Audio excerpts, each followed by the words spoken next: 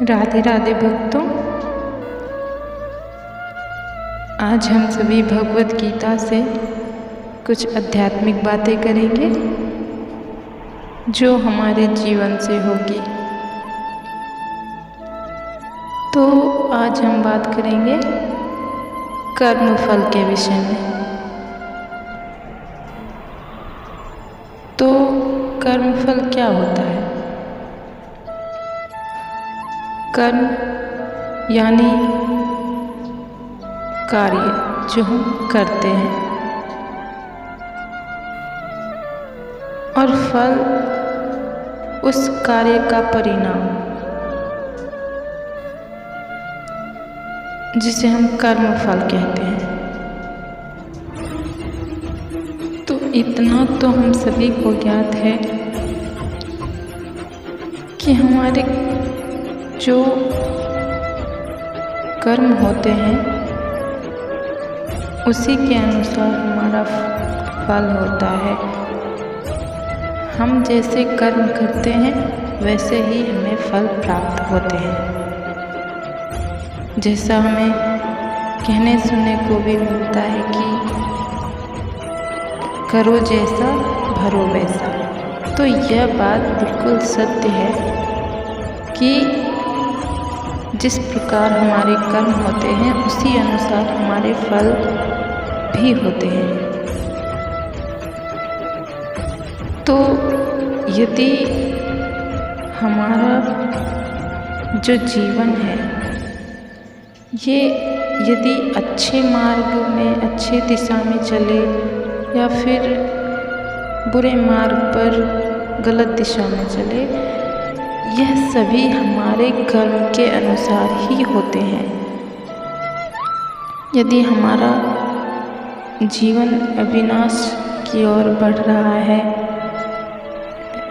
या फिर अच्छाई की ओर बढ़ रहा है, तो यह सभी हमारे कर्म पर ही निर्भर है।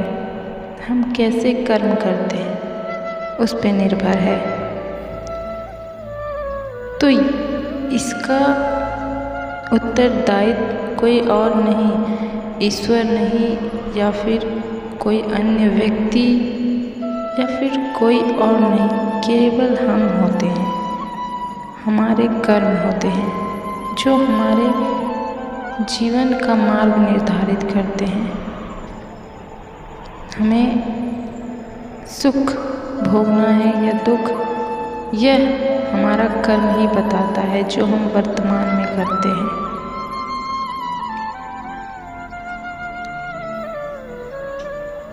अब मान लीजिए हम ऐसे देखते हैं बहुत से व्यक्ति के जीवन में कष्ट और पीड़ाएं भरी होती है, बहुत दुख होते हैं। तो उन्हें देखकर हमें कई बार ऐसा प्रतीत होता है कि इस व्यक्ति को कितना दुख है, ये कितनी पीड़ाओं में फंसा हुआ है।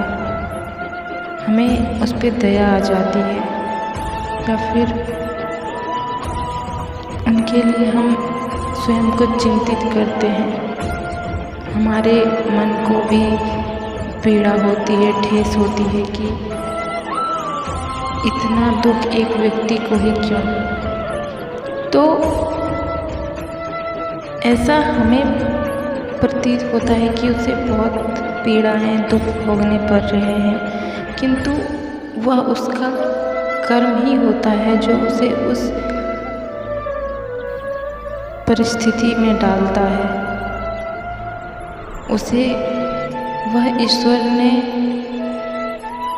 भोगने की क्षमता दी होती है, और निश्चित रूप से वह वैसा कर्म किया होगा, इसलिए उसे वैसा भोगना भी पड़ता है। हम ही, कोई भी व्यक्ति हो, इस संसार में कोई भी प्राणी हो, उसे उसी प्रकार के फल भोगने पड़ेंगे जैसे वह कर्म करेगा।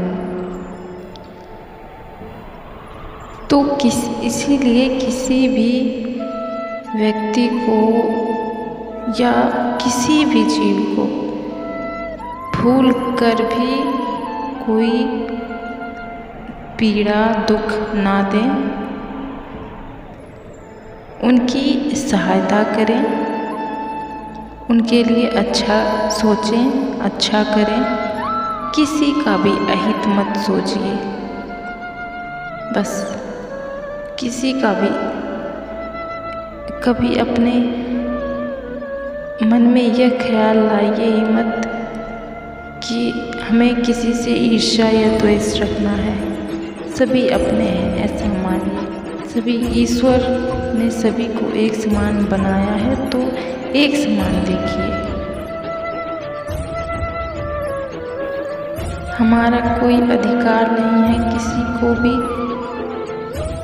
किसी के हृदय को ठेस पहुंचाना या किसी को भी दुख देना। हाँ, यदि भूलवश हो जाए तो कोई बात नहीं, किंतु जानबूझकर किसी को भी कोई दुख मत दीजिए, क्योंकि जैसे हमें या आपको दुख होता है, ठीक उसी प्रकार सामने वाले व्यक्ति को भी होता है। उनमें भी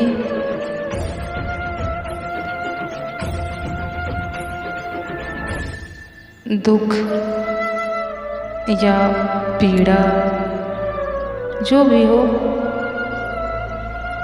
उन्हें भी होती है। तो बस ऐसा सोचिए और सभी से प्रेम कीजिए, किसी से ईर्ष्या मत कीजिए, अहंकार मत रखिए। अपने मन में कभी भी हीन भावना मत रखिए।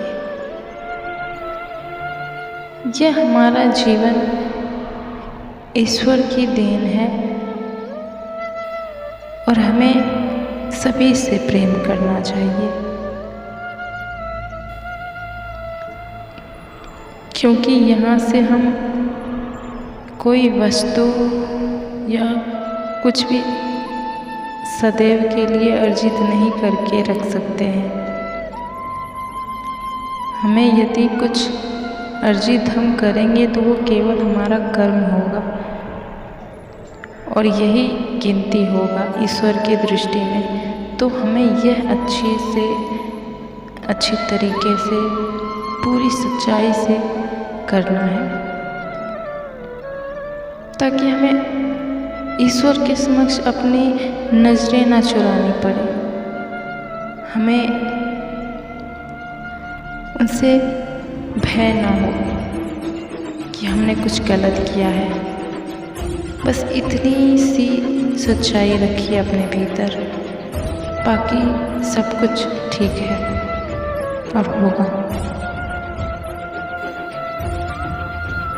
यदि आप सत्य पे रहेंगे तो आपको किसी से भी भयभीत होने की कोई आवश्यकता नहीं है, क्योंकि तब ईश्वर आपके साथ होंगे। किंतु यदि आप गलत मार्ग पे, गलत दिशा में चलेंगे, गलत आचरण रखेंगे, गंदे विचार रखेंगे, तो आपको भी वही भोगना पड़ेगा जो इस नश्वर जीवन में अन्य सारे व्यक्ति, अन्य सारे मनुष्य भोगते हैं। क्योंकि तब आप माया से घिरे होंगे और माया में पड़ा व्यक्ति के लिए दुख, पीड़ाएं जो भी हो, ये सब निश्चित है। तो इसलिए माया में मत पड़े रहिए, उससे ऊपर उठिए और ईश्वर को पहचानिए, जिन्होंने हमें यहाँ भेजा है कुछ अपने कर्म करने के लिए, कुछ अच्छे कर्म करने के लिए और उनकी भक्ति भजन करने के लिए। तो बस इन्हीं बातों को सदैव ध्यान में रखिए और जीवन में सदैव अच्छे कर्म करते रहिए। ईश्वर सदैव आपके साथ हैं। तो आइए और इसी के साथ हमारे साथ एक बार प्रेम से कहिए, राधे राधे। श्री कृष्ण सदा सहायते।